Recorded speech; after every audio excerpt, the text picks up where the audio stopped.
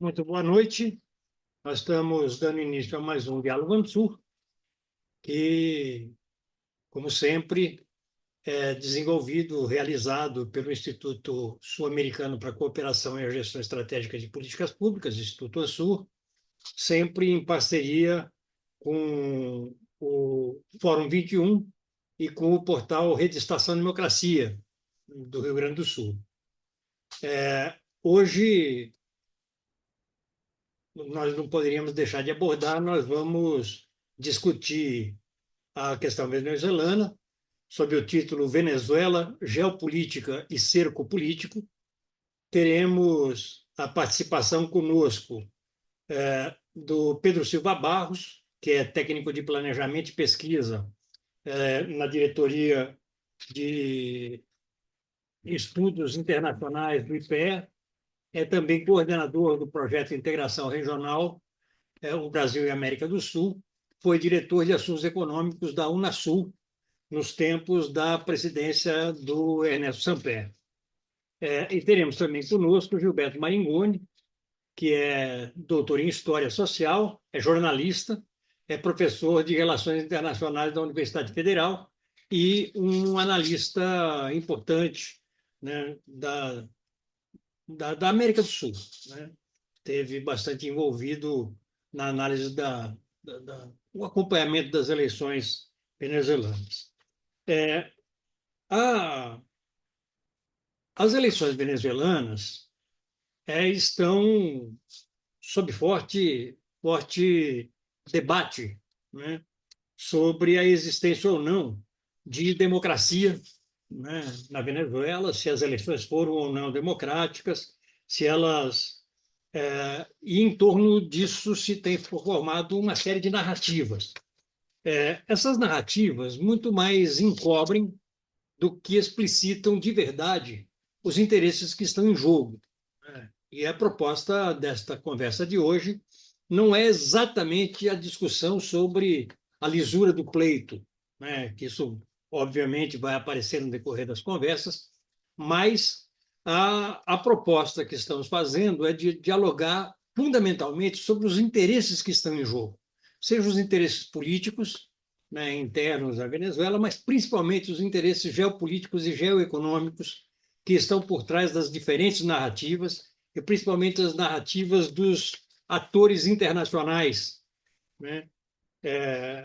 Não é à toa que os Estados Unidos não só nega a vitória do Nicolás Maduro, como proclama, né, se dá o direito de proclamar a vitória da candidatura oposicionista. Nós temos a Venezuela como um país de subsolo extremamente rico e cujas riquezas foram nacionalizadas, né, desde o governo Chávez. As riquezas minerais do subsolo da Venezuela não são de pequena monta. A Venezuela é a mais importante reserva petrolífera conhecida no mundo.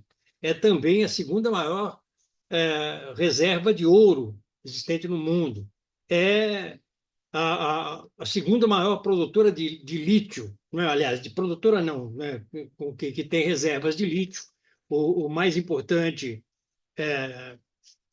né, também, no caso, tem também o nióbio, né? E o nióbio, a Venezuela só tem menos nióbio do que o Congo, né? Ou seja, é um espaço extremamente rico, um território extremamente rico, riquezas minerais de vários tipos. E nesse processo, a Venezuela, ao nacionalizar as reservas, passa a sofrer um conjunto enorme de sanções, né? Conta-se que são 930 sanções, né? Fundamentalmente pelos Estados Unidos, mas não só, também por muitos dos países europeus. Essas sanções envolvem congelamento e apropriação indébita de contas no exterior, envolve confisco de bens, envolve embargo de armas, envolve proibição de viagens, uma série de coisas, né, buscando criar um gargalo importante, né, para a Venezuela. E a ideia hoje é também discutir a importância da Venezuela para o jogo geopolítico do Brasil, né?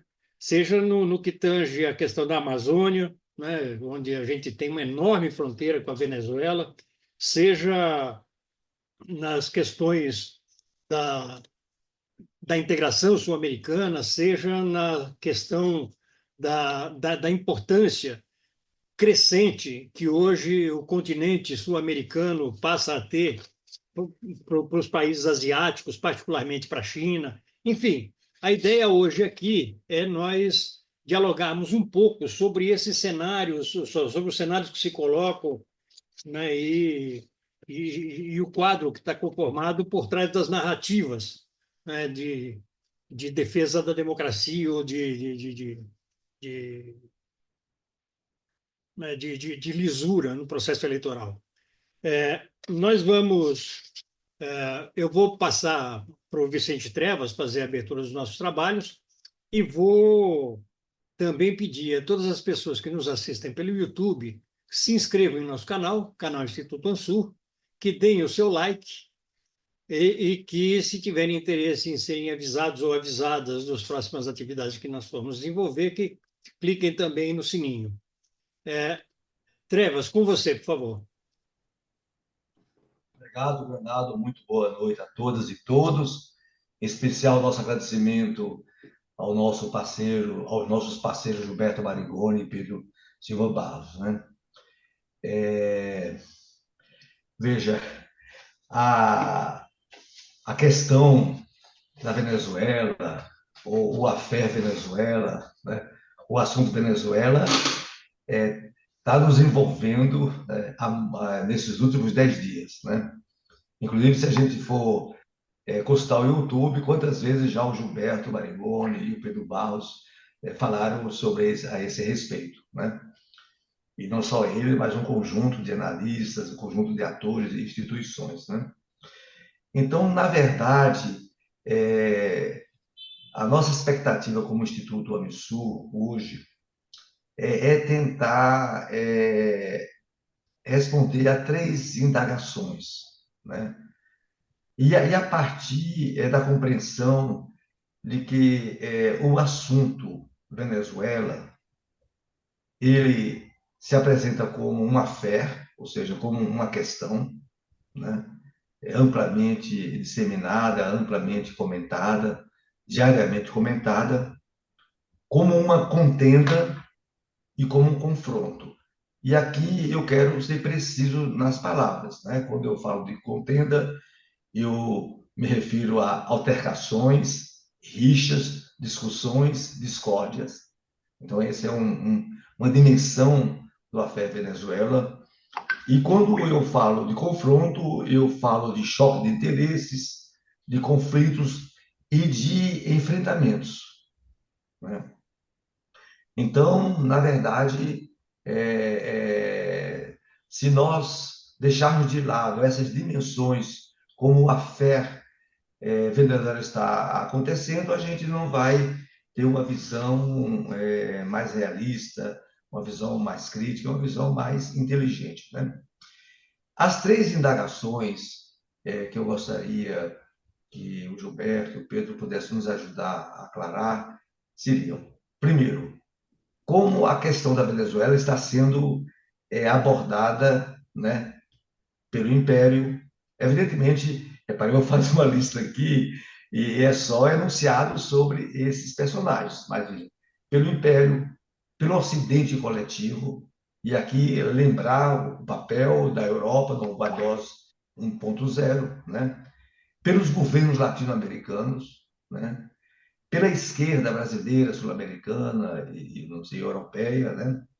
E, evidentemente, pela direita e pela extrema-direita e, finalmente, pelo sul global, né? Então, evidentemente que não podemos exigir aqui uma análise detalhada, mas, pelo menos, grandes enunciados sobre como esses personagens, esses atores e essas dimensões estão, né, conduzindo ou tratando o afé Venezuela, né?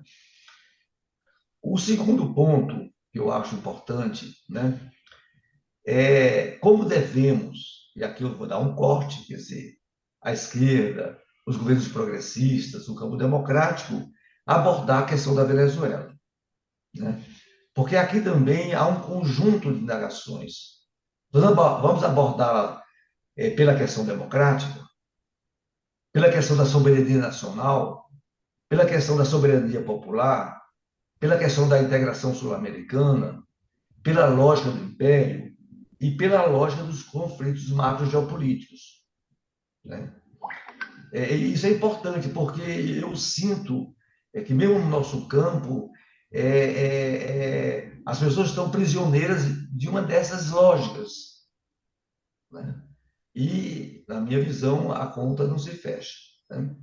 E, finalmente, o terceiro ponto, né, que cai no nosso colo, nós, o Brasil, né, nessa questão. E aqui, quando eu falo do Brasil, eu falo do governo brasileiro, eu falo das forças progressistas brasileiras, da esquerda brasileira, da direita brasileira, da extrema-direita, enfim, né? Como é que nós iremos ou estamos lidando com essa questão, né? Eu sei que aí são grandes, daria para muita reflexão, mas o importante é que a gente possa ter uma abordagem sintética e capaz de nos produzir, eu acho, uma inteligência sobre o que está ocorrendo à nossa vista e no tempo que estamos vivendo como testemunhas, né? Então, grato aí, e passa a você a condução dos nossos trabalhos, né? Muito obrigado, Vicente. Bom, eu vou, então, passar imediatamente para o Pedro Silva Barros. Pedro, com você, por favor. Obrigado, Granado, pelo convite. Oportuna a conversa sobre a Venezuela. Saúdo também o Vicente Trevas, demais colegas e especialmente o Gilberto Maringoni, que a gente vai poder debater hoje esse tema importante. Eu vou seguir aqui o roteiro proposto, né, com uma pequena introdução e depois tentar identificar alguns pontos de como abordam a Venezuela, né, os atores mencionados, vários, e como eu acho que o Brasil deveria abordar, ou como o Brasil tem abordado também.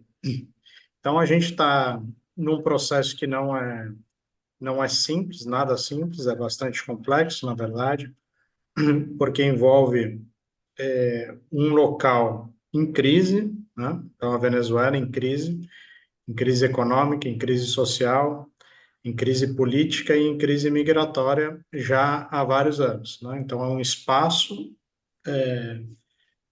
com muita dificuldade, é um espaço que a discussão sobre ele, né, a discussão sobre a Venezuela, fora da Venezuela, ela é dos temas mais ideologizados e polarizados, né? Então, há um desgaste da discussão sobre a crise da Venezuela também, e ao mesmo tempo que a gente pode ver claramente, inclusive nas eleições municipais, né, que se aproximam no Brasil, como a Venezuela e o tema da Venezuela é instrumentalizado para discussões políticas que não têm nenhuma relação direta, pelo menos com o nosso país vizinho, né? Então, a gente vê, no caso das eleições municipais, São Paulo, que é a principal eleição do país, como os candidatos, vários, são levados a falar sobre a Venezuela, não pensando na crise da Venezuela, mas apenas na instrumentalização da instabilidade que o país passa para a finalidade eleitoral de curto prazo. Isso acontece aqui no Brasil, acontece em São Paulo, acontece em outras regiões do Brasil, aconteceu muito na posição do Brasil nos últimos anos, né, no governo anterior, sobretudo, mas não só, já é um tema que se arrasta bastante, mas no governo Bolsonaro isso foi mais forte, né, porque o Brasil rompeu relações com a Venezuela, isso nos levou a uma situação inédita de fechar a embaixada em um país vizinho e retirar todo o pessoal diplomático, consular, militar, policial e de inteligência de um país vizinho, nunca havíamos feito isso. Então, nos ausentamos deliberadamente da Venezuela, deixamos de ser um ator que participa localmente, né? Ainda que o Brasil tenha e sofre impactos em vários aspectos da crise venezuelana, diplomáticos, econômicos também, e migratórios, né? Para citar os três principais. Então, isso dificulta a interpretação e a análise também da crise que passa o país vizinho. E a Venezuela é também um espaço, talvez o maior na América do Sul, de expressão de conflitos extra-regionais. Então, os principais atores, né, que atuam no país, eles atuam com um recorte marcadamente geopolítico. Isso passa pelos Estados Unidos, que tem consequências diretas para a sua política interna também, que é um aspecto importante, mas passa para a Rússia, ainda que a Rússia, em geral, atue no mundo, né, de forma muito vinculada às suas prioridades geopolíticas, mas no caso da Venezuela, isso tem sido exacerbado. Não é à toa que uma fragata russa esteve durante todo o processo eleitoral, o fim da campanha e o dia da eleição, enfim, atracada no porto da Venezuela. A China tem um papel também um pouco mais distante nesse momento, mas a China o principal devedor da América Latina à China é a Venezuela, é o país que mais recebeu financiamento chinês nos últimos 20 anos aqui na América Latina, de longe. É também o principal comprador de equipamentos militares chineses. Tem uma relação muito próxima com outro país que está em crise também, que é Cuba, e uma relação muito especial com Cuba. Isso em relação a vários aspectos, mas médicos, inteligência, enfim, outros. E com os Estados Unidos, uma situação também muito específica. É um tema que faz parte do debate público nos Estados Unidos, principalmente, claro, na Flórida, nos espaços que têm mais influência latina, mas não só. E os Estados Unidos atuaram fortemente punindo a Venezuela, né, com sanções nos últimos anos. Isso agravou enormemente a crise da Venezuela, principalmente depois que o Trump assumiu a presidência na passagem de 16 para 17 e depois do reconhecimento do Juan Guaidó em 19. Então, certamente o tema venezuelano ele vai muito além da própria Venezuela. Isso faz com que se torne muito mais complexa também qualquer parte de solução. Ainda que, claro,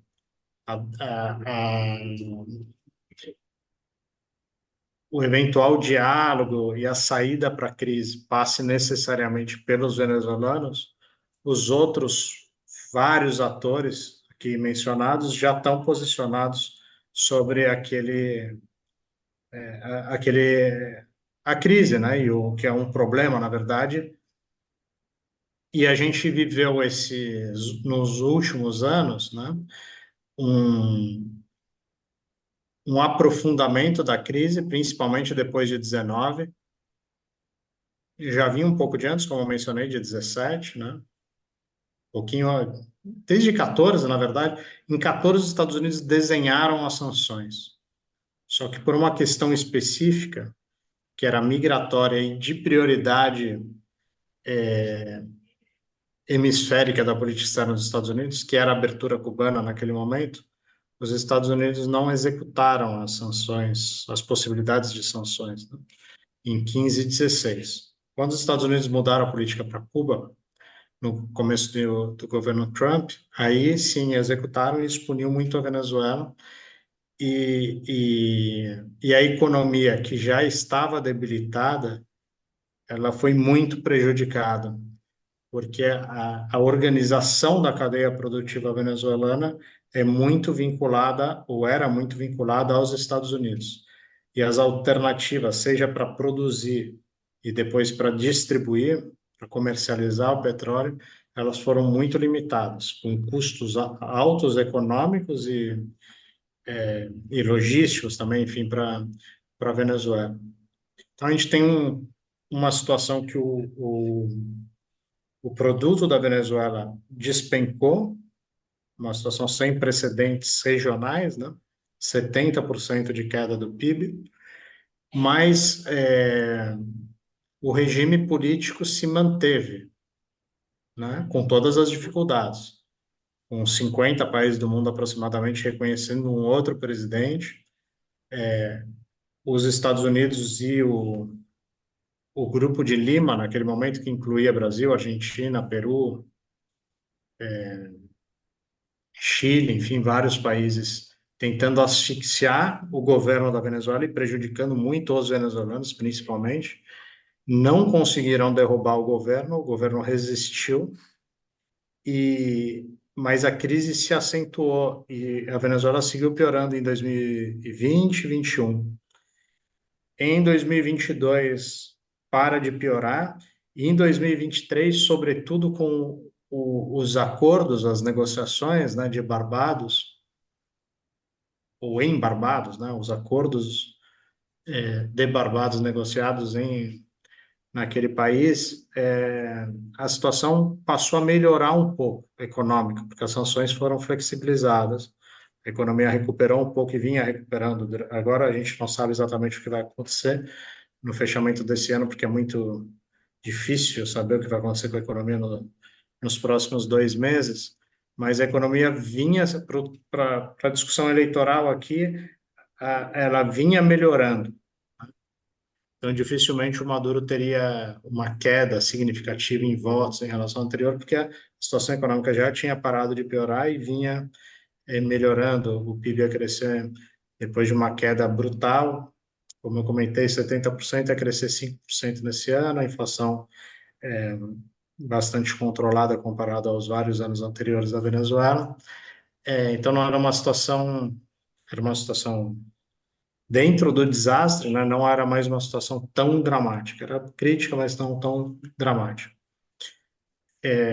E a Venezuela foi para um processo eleitoral, que a discussão muitas aí acompanhamos, talvez até mais depois da eleição do que antes, né? Mas sobre as formalidades todas do processo eleitoral, mas se algo não podemos ter dúvidas é que foi um processo competitivo, né? Que é uma das exigências para a democracia, que tem um processo competitivo. Isso foi.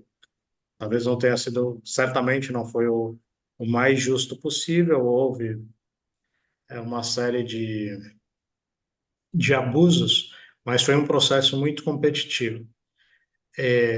E de tal maneira que chegou a próxima eleição, a oposição entendia que ganharia e o governo também. No dia da eleição, a mesma coisa, inclusive depois da eleição, boa parte da oposição entende que ganhou e o governo também entende que ganhou. E a gente se encontra nesse momento trágico, né? O Brasil tem defendido, né, que primeiro que a reeleição acontecesse, que não era trivial, né? Muitos da oposição diziam que que se o Maduro percebesse que ele tinha chance de perder, ele não deixaria ocorrer a eleição. Tem várias declarações e textos do período pré-eleitoral dizendo isso. Maduro e o governo não impediu, pelo contrário, estimulou e trabalhou para que a reeleição ocorresse, né? E então eles diziam que nos dias anteriores aconteceria algo de extraordinário, enfim, iam impugnar a candidatura ou iam limitar muito, por exemplo, cortando a energia, a participação eleitoral, então nada disso aconteceu, mas a gente chegou numa situação que teve uma participação razoável, mas não foi uma participação extraordinária, ou seja, alta, acima do padrão, enfim, como se que poderia ser um sinal, caso tivesse uma situação muito ruim, por exemplo, né, e uma expectativa muito grande que a mudança de governo fosse solucionar os problemas da Venezuela, provavelmente ia ter uma participação muito alta. Essa participação muito alta não ocorreu. Também não foi uma participação muito baixa, foi uma participação dentro do esperado, ali entre 12 e 13 milhões de eleitores, que era bem a faixa que geraria mais tensão, que era mais competitiva e mais tensão, porque provavelmente se fosse uma votação inferior a 12 milhões, o Maduro ganharia. E se fosse uma votação ali acima de 13,5, 14 milhões, o Gonçalves, o candidato da oposição, venceria o pleito. E ficou mais perto do 12, né, um pouquinho mais para baixo, então favoreceria o governo, em tese, uma participação menor, mas na faixa de incerteza. Esse é o cenário que tivemos no domingo. Então, mais de 5, o voto é facultativo, né, como sabemos na Venezuela, e mais de 50% dos aptos a votar votaram, quase 60%. Não foi 80%, mas também não foi menos que 50%, né? Os dois casos já haviam acontecido em anos anteriores. Então, a gente chegou nessa situação difícil, mas que era previsível, né? Eu até escrevi um texto que foi publicado no jornal num dos jornais do Brasil, no Correio Brasiliense, domingo, no dia da votação, pela manhã, ou seja, antes das pessoas irem votar lá, e apontando ali que o cenário mais provável era exatamente esse. E o desafio era que os resultados saíssem dentro do tempo adequado. Isso não aconteceu. Essa era a primeira tarefa, né? Depois, o que a gente vai demorar ainda um tempo para chegar, se é que vamos chegar, é que o segundo lugar reconhecesse o primeiro. E depois, o Maduro ganhando, ter um reconhecimento internacional, que não seria fácil. E o Maduro perdendo, ter uma transição que também não seria fácil, entendendo ainda que o Maduro tem mandato, independente do resultado eleitoral, até janeiro do ano que vem. Então, um cenário longo, né? Que não são por acaso todas essas variáveis também. Foi interesse do governo, depois de marcado, que marcasse a eleição numa campanha curta, né? Que dificultasse uma ampla articulação da oposição, enfim, dentro das regras, mas foi ali no limite da regra o que o governo fez, e aí se gerou essa situação por consequência de muitos meses até a posse, que é no início de janeiro, que aí é uma determinação já constitucional, do tempo de governo de 6 anos. E aí a gente se encontra nessa situação, vários dos atores internacionais se manifestaram imediatamente, né? Então, em favor do Maduro, a China, a Rússia, e vários outros países, Cuba, Nicarágua, Honduras, Bolívia, entre outros, né? Alguns países africanos também, do Oriente Médio, reconhecendo a vitória do Maduro. Outros países também, muito rapidamente, não reconhecendo a legitimidade da eleição e reconhecendo o proclamando, como foi dito no início, o Gonçalves como presidente eleito, né? Que foi o caso do Peru, do Panamá, um pouco mais tarde, né, dos Estados Unidos, anteontem do Equador, enfim, alguns países nesse sentido. E na posição do meio, o Brasil, a Colômbia e o México principalmente, Brasil, Colômbia e México principalmente, mas também a União Europeia aguardando, enfim, outros países, demandando a publicação completa dos resultados, etc., que é uma formalidade, não é o principal, mas chamando para o diálogo, que esse sim é o principal. Porque independente do que sair, né, que pode ser, enfim, isso aí é a formalidade. Independente do que sair nas atas lá de quem ganhou, quem não ganhou, enfim, a situação política não vai ser definida por aí. Pode aparecer todas as atas e elas dizerem que o Maduro ganhou, ou aparecer todas as atas e não, estava errado o CNE e quem ganhou foi o Edmundo Gonçalves. Independente disso, não vai ser resolvido o impasse, não vai ser resolvido por aí.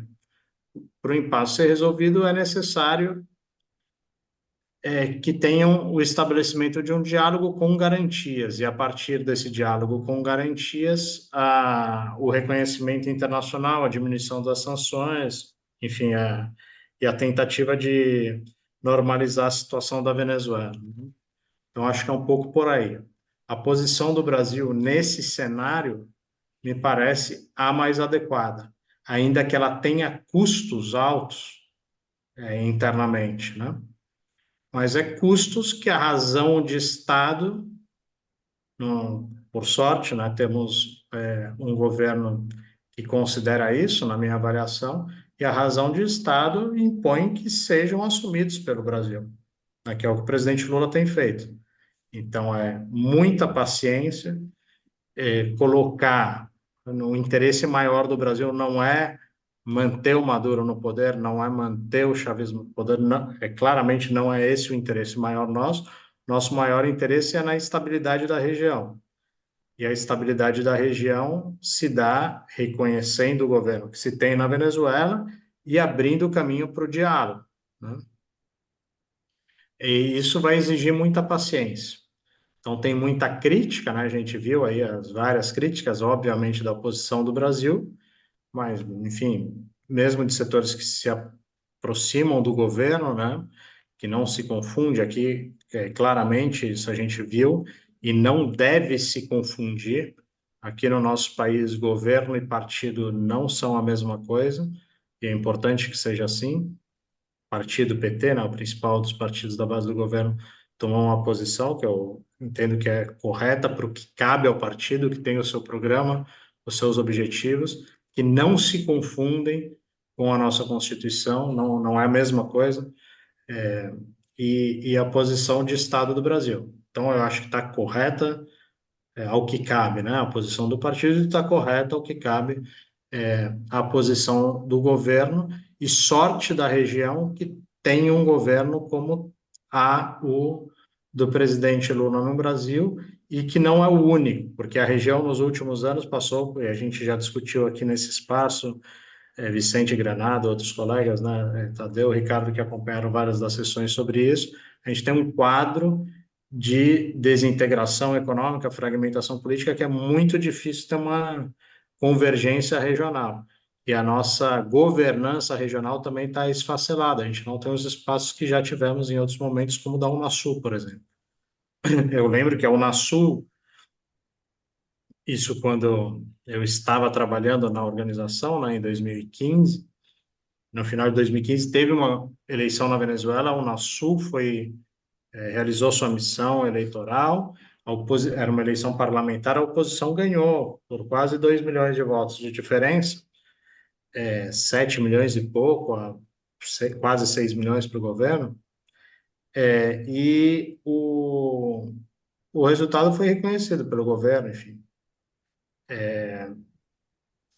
E, inclusive, a participação da Unasul ali levou ao estabelecimento das mesas de diálogo durante todo o ano de 16 entre o governo nacional e a mesa de unidade democrática. Eu tive a oportunidade também de participar como relator de uma das mesas, né, que era a mesa econômico-social. Tinha 5 membros do governo nacional e 5 membros da mesa de unidade democrática, buscando ali entendimento sobre as questões econômicas e sociais. Eu era o relator dessa mesa. Ou seja, é possível ter o diálogo. O momento é difícil. Foi possível e continua sendo.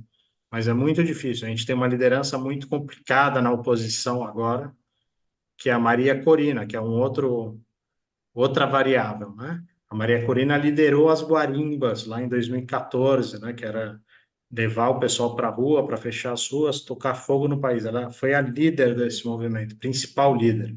Ela era minoritária dentro da oposição, não participava do diálogo nacional que os principais líderes da oposição defendiam em 16. Ela não participava, estava fora.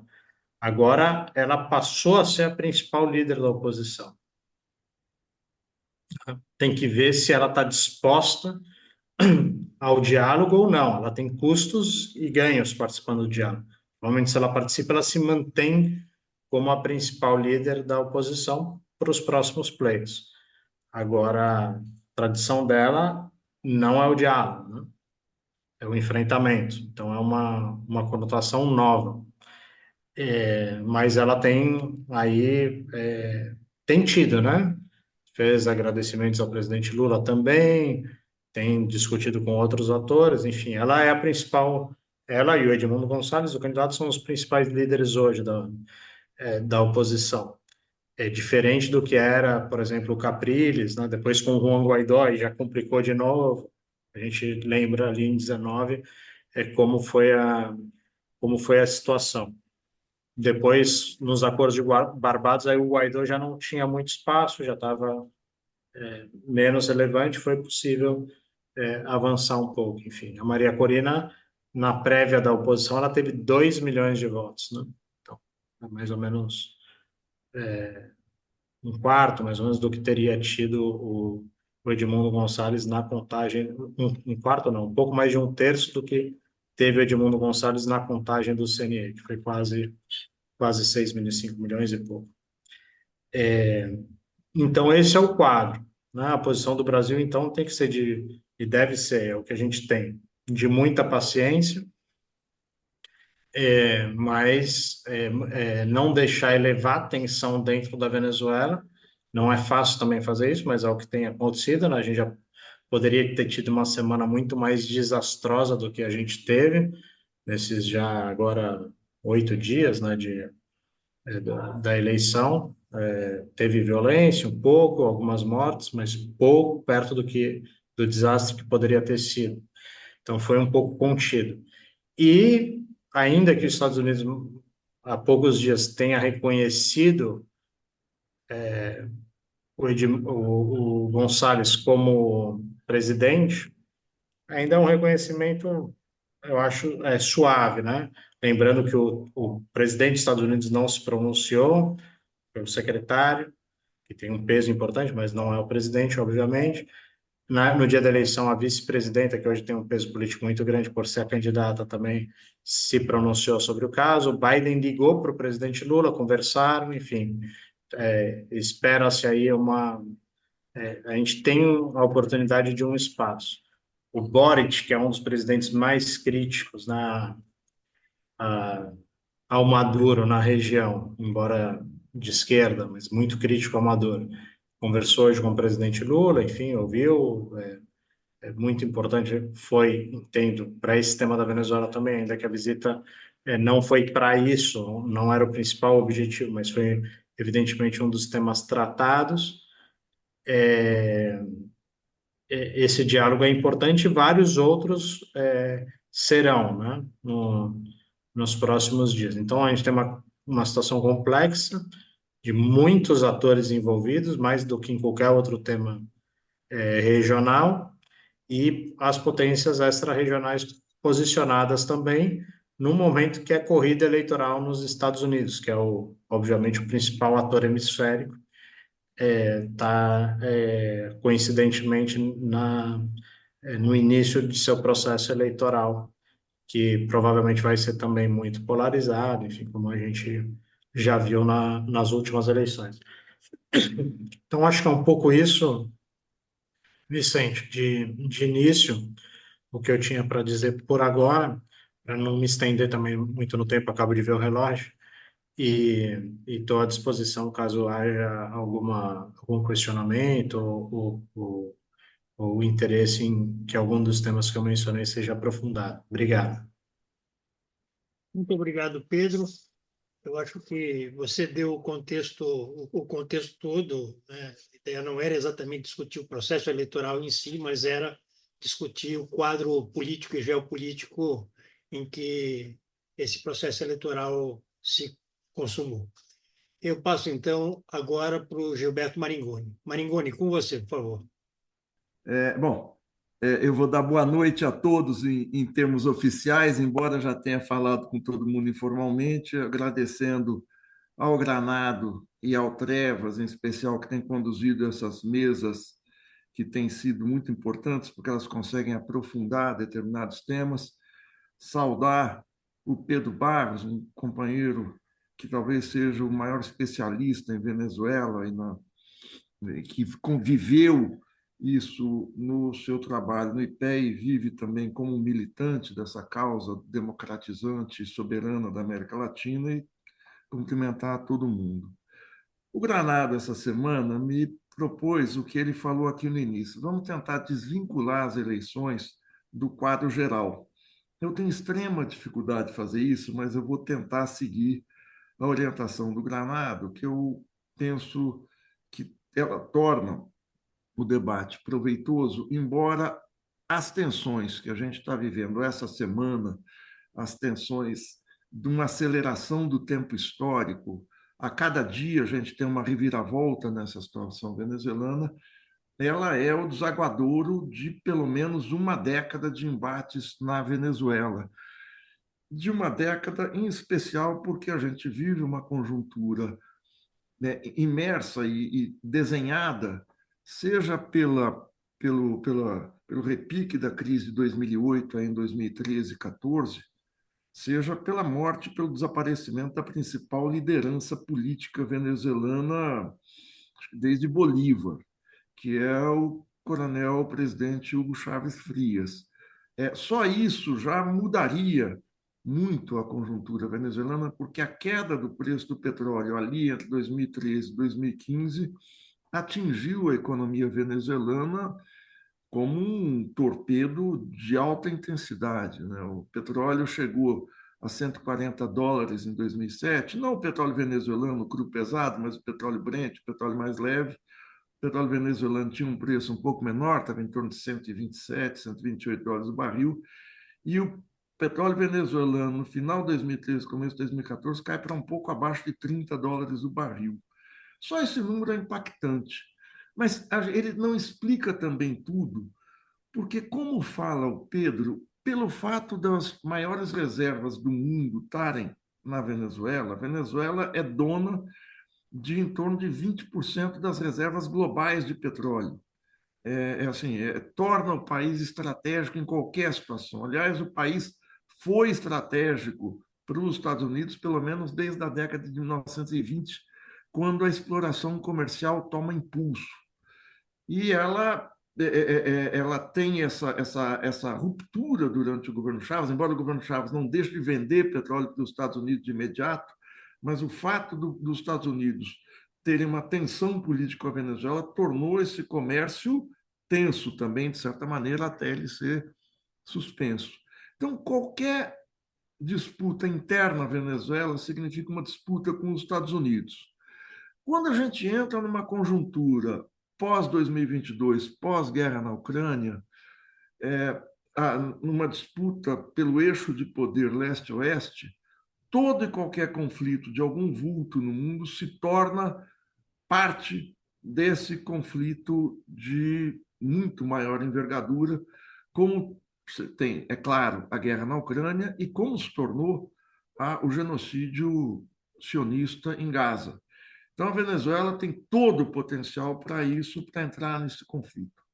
Mas, mais do que isso, a Venezuela viveu sob ataque, que o Pedro já falou, das sanções, do sequestro de reservas em ouro nos bancos londrinos, de roubo da Citgo, uma refinaria da PDVSA localizada no Texas, foi roubada pelos Estados Unidos, o episódio Juan Guaidó, 2 tentativas de golpe em 2019, e uma série de outros ataques às guarimbas constantes na Venezuela, que colocaram a todo momento, ao longo desses 11 anos, a democracia venezuelana sob um profundo estresse, sob profunda provação. E, aliado a isso, houve uma campanha internacional para desconhecer esse estresse, quer dizer, você limpa a área, não existe estresse, não existe cerco, não existe boicote, não existe nada. O que existe é uma ditadura na Venezuela. A Venezuela tem a qualidade democrática possível num quadro desses, num quadro de ataque, de agressão, de ofensiva constante, mas, mais do que tudo, um país que nunca viveu, de fato, uma plenitude democrática. Se a gente pegar o que foram as ditaduras na Venezuela nos anos ao longo do século XX, a gente tem uma autoexplicação sobre isso. Mas, mais do que tudo, o período democrático venezuelano, depois de 1961, o Pacto de Punto Fijo, até a eleição do Chávez em 1999, fez com que a Venezuela, junto com a Colômbia, fosse um dos únicos países da América do Sul que não passou pelo ciclo de ditaduras. E nem por isso teve democracia. A gente sabe o que foi a profunda repressão ao movimento popular.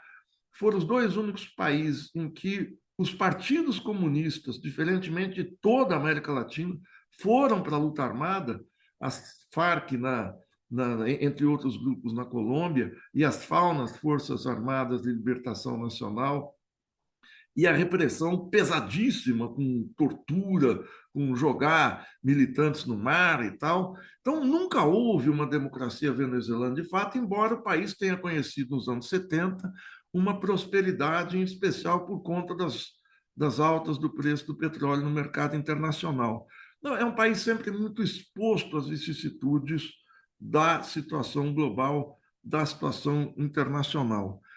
E é um país em que a qualidade política dos quadros de governo, nesse governo Maduro, não se igualam à qualidade dos quadros no governo Chávez. Isso é algo dramático, isso é muito complicado, porque você não tem. O governo venezuelano vive da mão para a boca. Eu tive lá em 2019 e foi um dos piores anos da crise. Os piores anos foram 2018, 2019. A inflação batendo aí 130.000% ao ano, uma carência de tudo, os salários baixíssimos, o salário mínimo estava em torno de $4 e um Big Mac custava 3. E nessa situação, um companheiro lá, o Eduardo Pinhatti, que foi ministro do Trabalho, talvez muitos aqui de vocês conheçam, porque ele vinha muito ao Brasil, eu perguntei como é que o país não desaba, como é que vocês não caem?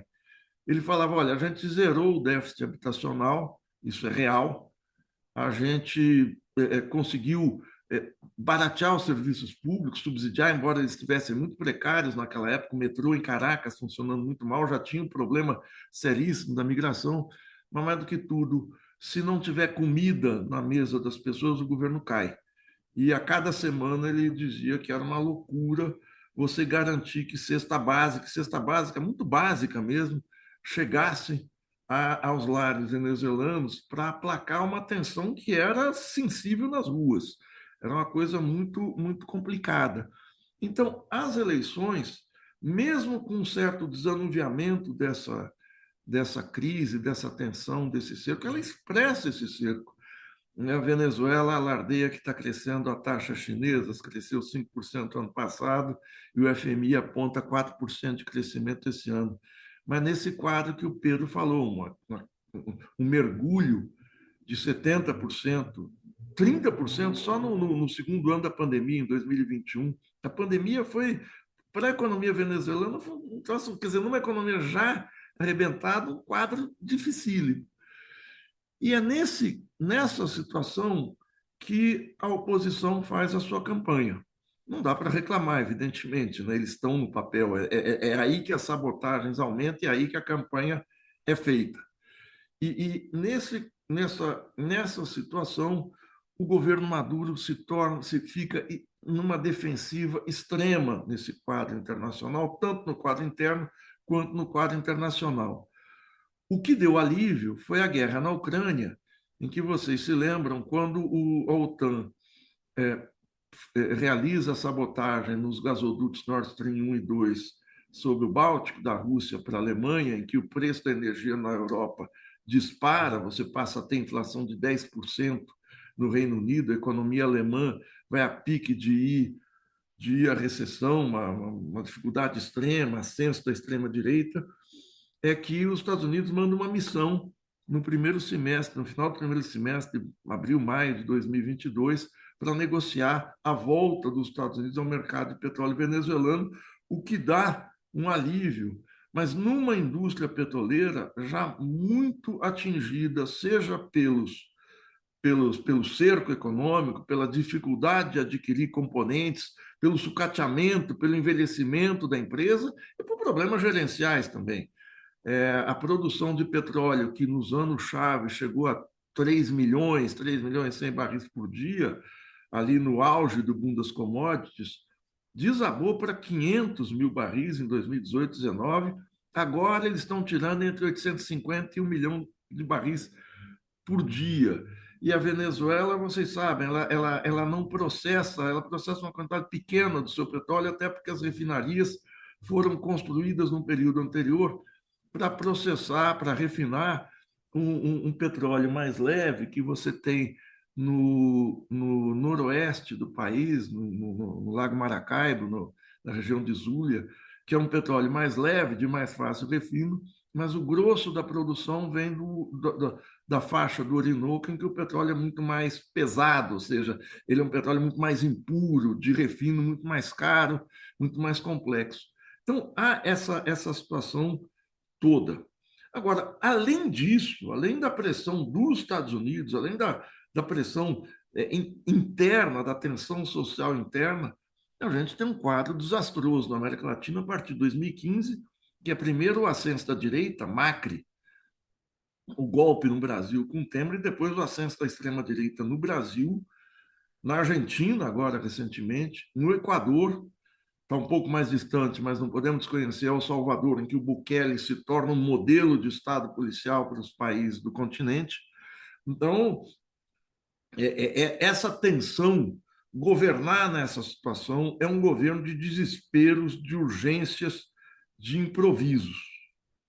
Não dá para exigir do governo venezuelano que tenha uma administração tranquila, com uma democracia funcionando, as instituições funcionando como o bordão que se fala aqui no Brasil.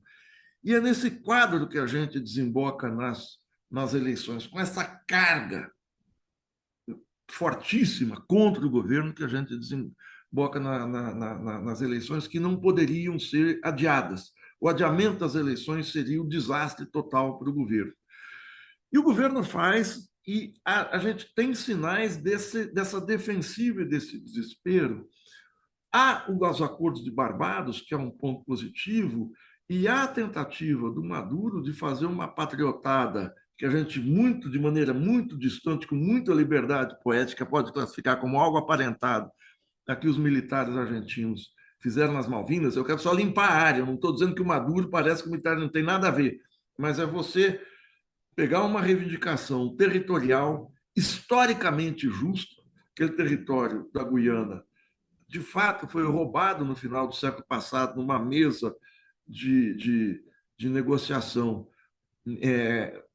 internacional mediada pela Rússia, do qual de um lado estava a Inglaterra, que era dona da Guiana, e representando a Venezuela os Estados Unidos, e aquilo foi roubado, e ao longo do século XX, a demanda pela devolução desse equívoco se tornou uma reivindicação de todo o espectro político venezuelano, uma demanda patriótica. Se a gente pega o que foi o Barão do Rio Branco, quer dizer, ele se torna grandioso na história brasileira pela demarcação do território, a demarcação do território é quase que vencer uma guerra. Então, o Barão do Rio Branco tinha quase que o status de um herói de guerra. Conseguiu o Acre, antes de chegar ao Ministério, negociou Palmas aqui em Santa Catarina, no Paraná, e a Venezuela queria esse equívoco, e nunca conseguiu. E o Maduro reaviva isso, e embora historicamente ele estivesse correto, ele faz politicamente errado. Quer dizer, no timing político, aquilo, a meu ver, estava incorreto, que cria um ruído inclusive para os aliados, os militares brasileiros, a direita brasileira, o Ministério da Defesa no Brasil fica aí polvorosa, o que é que vai acontecer e tal. Ele faz aquele plebiscito e o plebiscito resulta em nada. Mas isso é a expressão da defensiva com que o governo se encontrava. E quando a gente entra nas eleições esse ano, a gente tem um quadro que expressa o que é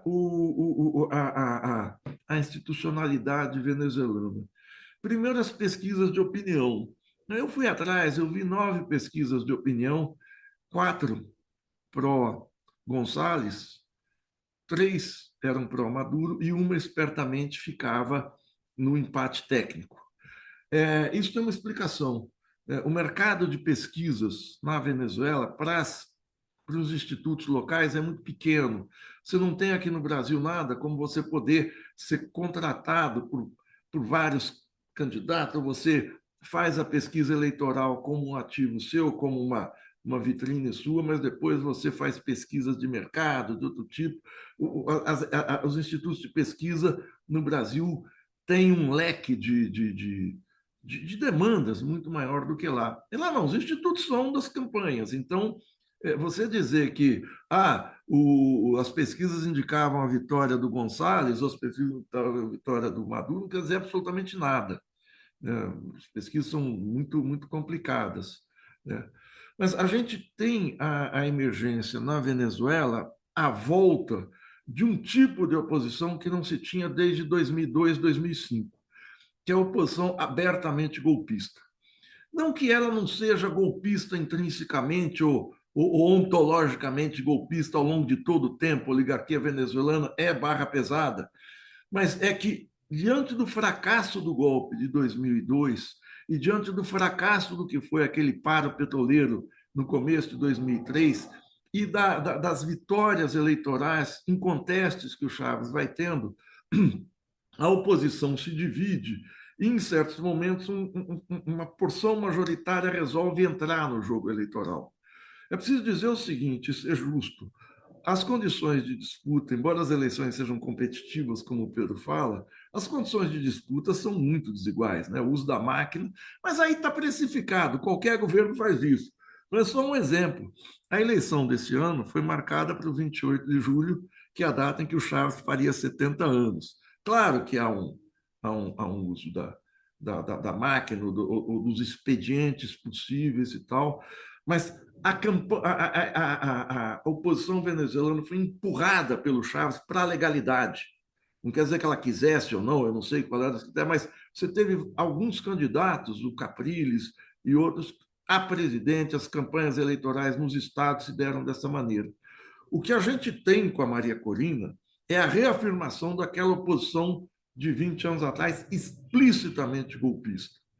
A Maria Corina Machado, eu conheci ela em 2 vezes que estive na Venezuela, ela já atuava, ela apoiou o golpe, mas não foi uma agente do golpe em 2002, mas em 2004 ela surge, é onde ela desenvolve a sua imagem pública, no referendo revogatório do Chávez, em que ela funda uma associação chamada Súmate, que não quer dizer sumir, não é Súmate, é de somar, que recebe dinheiro do National Endowment for Democracy, uma ONG dos Estados Unidos conhecida por colocar dinheiro nessas entidades pró-americanas no continente, e ela tem fotos dela, acho que todos vocês conhecem, com o presidente Bush filho na Casa Branca. Então, ela é uma figura filha da classe dominante venezuelana, mas com estreita ligação com o Partido Republicano e com a direita do Partido Republicano.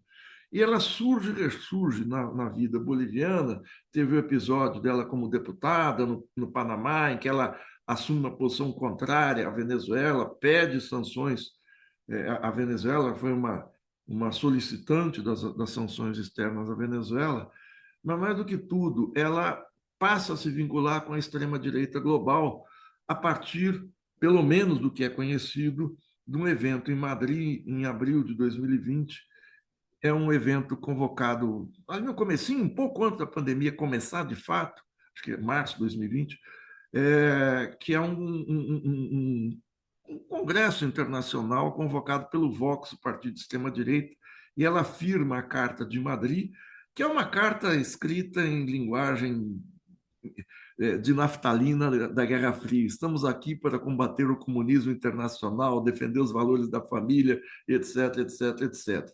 Ela assina junto com o deputado, então em ascensão, Javier Milei, com Bolsonaro, com Bia Kicis, com José Antônio Castro, do Chile.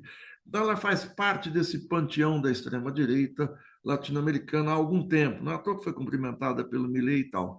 Mas o que eu quero sublinhar com isso é a volta de uma extrema-direita, a volta de uma oposição intrinsecamente golpista. Essa é a mudança de qualidade na oposição venezuelana.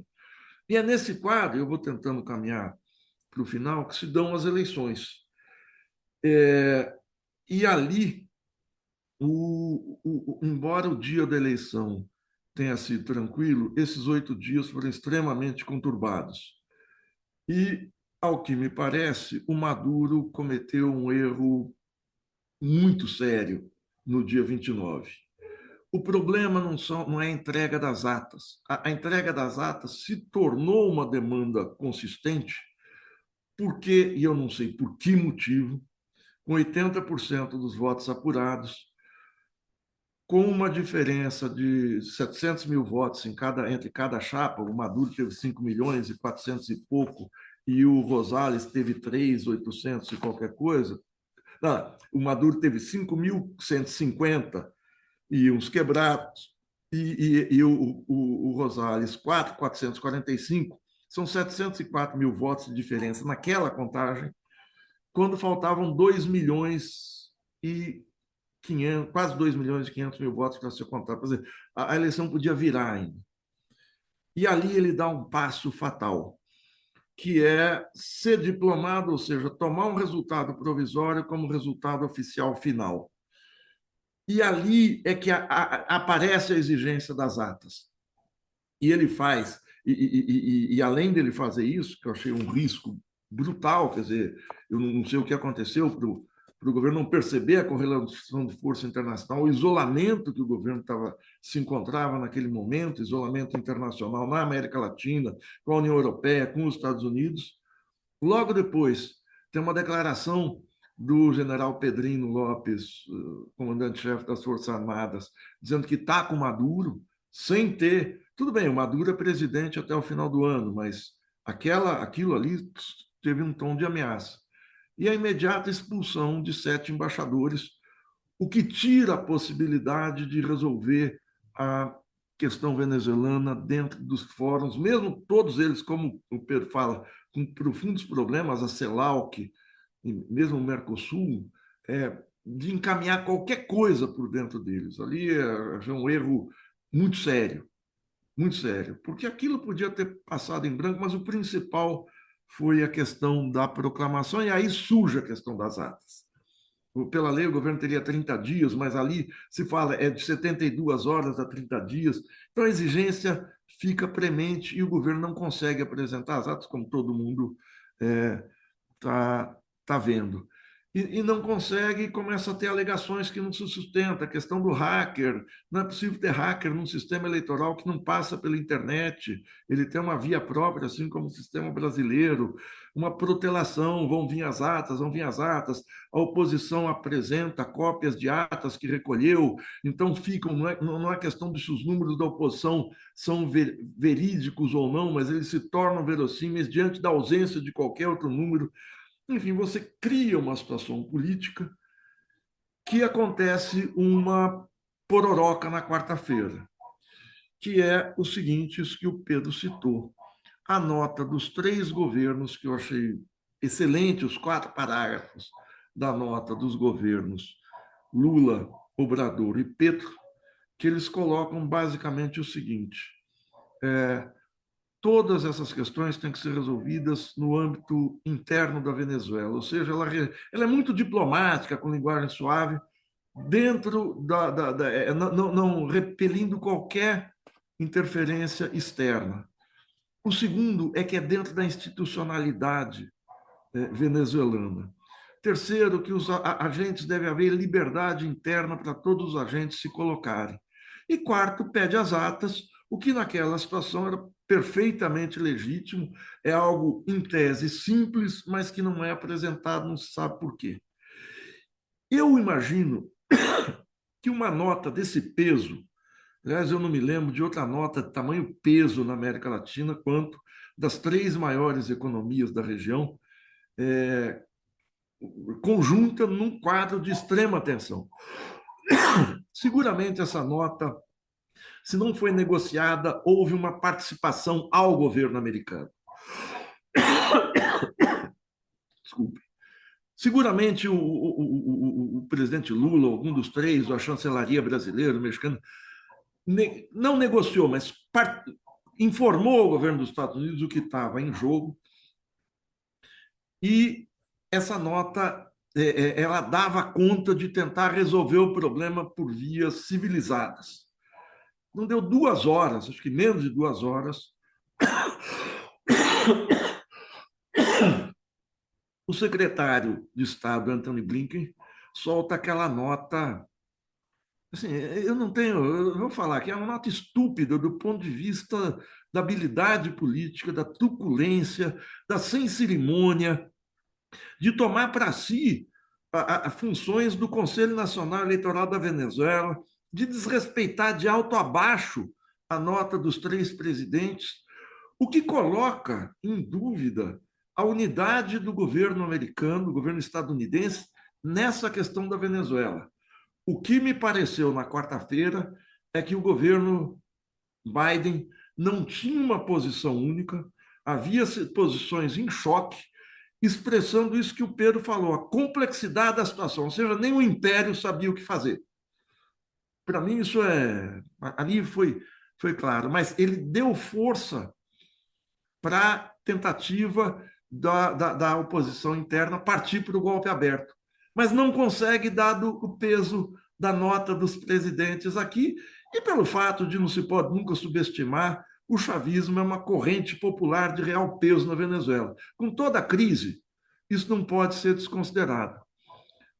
A segunda vez que eu falo para ir terminando, mas agora eu quero ir mesmo, o Maduro dá uma entrevista coletiva na sexta-feira, em que essa defensiva dele fica muito clara. Ele fica se defendendo das atas da oposição, dizendo que são falsas, que são fajutas, que são falsificadas. E no meio de uma pergunta ele responde à nota dos Estados Unidos. Eu fico imaginando o Fidel Castro ou o Brizola diante dessa nota dos Estados Unidos. Ele deslocaria o eixo da discussão, a agenda da discussão das atas para a nota americana. Porque caiu a bola quicando no pé do Maduro. O Brizola faria um escarcéu, pegaria um papel com a nota, rasgaria em frente às câmeras, fazia um espetáculo, Fidel Idem, então. Ele não consegue. Isso é que me preocupa, ele não consegue passar a ofensiva. E o que ele faz agora é se garantir numa tal aliança cívico-policial, militar. E agora, chega na segunda-feira, é muito difícil dizer que não houve irregularidade na eleição venezuelana. Atores importantes, como a Cristina Kirchner, a Esther Carlotto, das Mães da Praça de Maio e outros, começam a colocar que não. Isso. Então, o desgaste caminha para a ilegitimidade do governo venezuelano, para uma situação que só vai poder ser resolvida, e aí eu vou terminar mesmo, de 2 maneiras. Ou se entrega as atas, ou o governo Maduro toma pela força o poder do Estado, ou se resolve pela força. Não há outra alternativa. Agora eu não consigo vislumbrar. Se for pela força, é um desastre total, porque aí a oposição vai para a força também, com as consequências que a gente sabe. E por isso é que eu termino dizendo que eu estou muito preocupado com essa espiral incontrolável que está tomando esse impulso irrefreável que toma a crise venezuelana. Paro por aqui. Obrigado, muito obrigado mesmo, Mengoni. Eu acho que essas 2 falas dão um contexto importantíssimo sobre tudo que está acontecendo, não só na Venezuela, mas agora também no jogo da geopolítica. Eu abro inscrição para as pessoas que tiverem interesse. Ah, sim. Renato Dagnino. Renato, com você, por favor.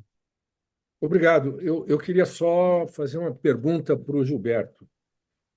Gilberto, em determinado momento você disse: eu não sei o que que deu no Maduro de soltar aquela coisa no dia 29, né? E eu não vou falar da questão geopolítica, não vou falar da questão do imperialismo, não vou falar do contencioso com os Estados Unidos, não vou falar nada disso. Eu vou fazer uma interpretação bem paroquial. O Maduro tem as Forças Armadas na mão. E não é uma força armada pequena, é uma força armada que pode incomodar. Ele tem um partido que tem militantes muito aguerridos. Eu queria que você considerasse essa hipótese. Ele atirou verde para colher Maduro. Quer dizer, eu vou fazer isso e vou me garantir. Eu vou me garantir, uma parte da opinião interna vai estar comigo, o próprio Império, que, como você bem colocou, não sabia o que ia fazer, num primeiro momento reconheceu a vitória do Maduro, se você lembrar bem, né? E o que ele estava esperando? Ele estava esperando um apoio maciço dos países da América Latina, coisa que não ocorreu, né? Os seus aliados mais próximos, né, apoiaram de imediato, mas outros não. Então, eu acho que ele deu um golpe, né? Um golpe de. Enfim, como eu disse, atirou verde para colher Maduro. Agora, em outro momento, Gilberto, você diz: bom, se ele for para. Se ele der um golpe e se garantir, a oposição vem em cima também. E isso vai ser uma catástrofe. Bom, vai ser mais uma catástrofe. Nós não tivemos nenhuma catástrofe desse tipo ainda na América Latina nos últimos anos, mas tivemos várias catástrofes no mundo inteiro, propiciadas em grande medida pela atitude estadunidense. Então, talvez realmente, por doloroso que seja a gente reconhecer, esse contencioso pode levar a uma guerra civil aqui na nossa fronteira. E talvez seja essa a única maneira que o Maduro e os seus correligionários conseguem visualizar como sendo uma saída para a situação que o seu governo foi colocado pela posição do Império, né? Porque a gente não pode deixar de reconhecer que o embargo, que, enfim, não quero chover num molhado. Paro por aqui com esse questionamento, Gilberto. Grato, Renato. Vicente Trevas. Primeiro, gratíssimo ao Gilberto, né, e ao Pedro. Eu acho que hoje a gente teve um diálogo muito, eu diria, esclarecedor, tentando compreender uma complexidade, né? Eu sei que a política nos pede nação simplificações. A gente está no momento de entender as complexidades, até para que essa complexidade oriente as ações políticas, né? O que é que eu estou retendo do que vocês falaram, né? E aí, depois a minha indagação. Primeiro, a Venezuela, um país em crise. Essa que foi a afirmação. Quer dizer, uma crise que não é só eleitoral, não é só política, mas há uma dimensão econômica e social. E migratória foram, né, as considerações que o Pedro fez, né? Segundo, hoje a crise ou a fé Venezuela é uma fé internacionalizada, internacionalizado, né? E aqui os militantes mais antigos, né? Enfim, mas também a juventude pode estudar direitinho. A gente sabe que certos conflitos, né, quando internacionalizados, pode trazer derrotas democráticas importantes. Aqui eu quero me referir, né, à, à Guerra Civil Espanhola, né? Guerra Civil Espanhola. É claro, é outro contexto, outras características, mas tem aí uma indagação, né? Terceiro elemento da análise de vocês, um governo na defensiva, quer dizer, um governo, veja, Maduro na defensiva, né? Quarta observação, uma oposição hoje hegemonizada pela tendência golpista. Marigoni nos chamou a atenção para isso, né? Quinto elemento, né? O aprofundamento do conflito decorrente da autoproclamação do candidato da oposição, né? Foi o dia de hoje, eu não tenho todos os dados assim das formalidades, quer dizer, enfim, dos considerandos dessa autoproclamação, né? Então, veja, isso me leva, né, aí a minha indagação, a tentar entender que hoje, no dia de hoje, né, se explicita o que a gente pode chamar a encruzilhada venezuelana, né? Ou seja, aquele momento onde não dá para ficar como está, né? Ou vai para um lado ou vai para o outro, ou para um lado, para outro lado, para outros lados, né? Simplificando o horizonte da encruzilhada, visualizo dois grandes caminhos, né, que podem ter variedades, variações. Um é a busca ainda de uma solução política negociada. A outra, entre aspas, o fechamento do regime, né? E, portanto, os efeitos colaterais, né, dessas possibilidades podem nos levar a uma profunda desestabilização da região, né? Não sabemos ainda o que seria os efeitos de uma guerra civil na Venezuela, né? Então, eu peço aos nossos dois expositores que tentem jogar ao longo das trevas algumas luzes sobre essa encruzilhada. Obrigado. Muito obrigado, Vicente. Tadeu Valadares. Bom, claro, de início agradecer, né, tanto a intervenção do Pedro quanto a do Gilberto e a intervenção do Danilo e do Trevas, né? Acho que as quatro intervenções elas formam-se uma espécie de um mural, né? Sendo que as duas dos palestrantes principais, eu creio que foram riquíssimas em matéria de informação, riquíssima em matéria até de esmiuçar certos pontos que vamos dizer, é o comum das pessoas que se interessam por política na América, e geopolítica na América do Sul, em geral, não tem esse acesso a tanta informação detalhada.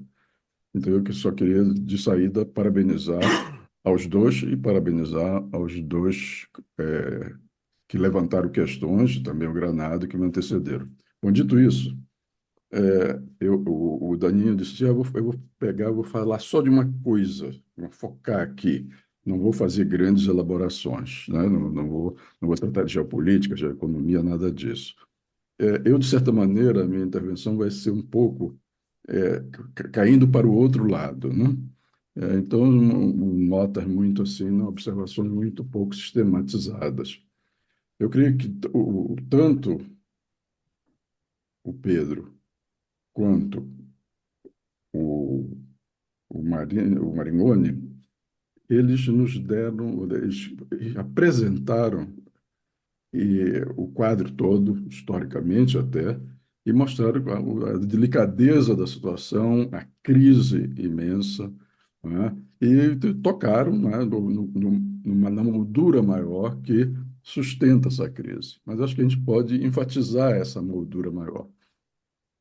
Eu tenho a impressão, e é pura impressão, de que existe vamos dizer, um fator geopolítico, né, atuando na crise da Venezuela, que é fundamental. E o fator geopolítico mais pesado, claro, é a política dos Estados Unidos para a Venezuela. E essa política, ela tem variações, ela tem momentos em que ela é mais dura, momentos em que ela é um pouco menos dura, mas ela é uma política extremamente dura e que tem como objetivo exatamente dissolver no longo prazo o experimento iniciado, né, a Revolução Bolivariana, a nacionalização das riquezas nacionais. Tá? Então, isso, para mim, é algo que é o norte da política americana para a Venezuela. E a Venezuela é absolutamente importante, não apenas pela quantidade de riquezas minerais que ela tem, petróleo, lítio, etc., nióbio, etc., mas pela sua posição geopolítica. A Venezuela é um país que tem uma, uma possibilidade de uma profunda projeção externa em direção à América Central e Caribe. E ela já teve essa projeção com Chávez. Agora está muito reduzida, dada a crise geral. Crise geral que, em grande parte, é derivada da política externa americana, de sanções econômicas, comerciais, financeiras, apropriação, etc., etc., de todo tipo, e que contém a Venezuela num primeiro momento para depois tentar destruí-la, não a Venezuela, mas a experiência bolivariana via jogos políticos internos. Então, acho que isso a gente não pode deixar de dar um peso muito grande.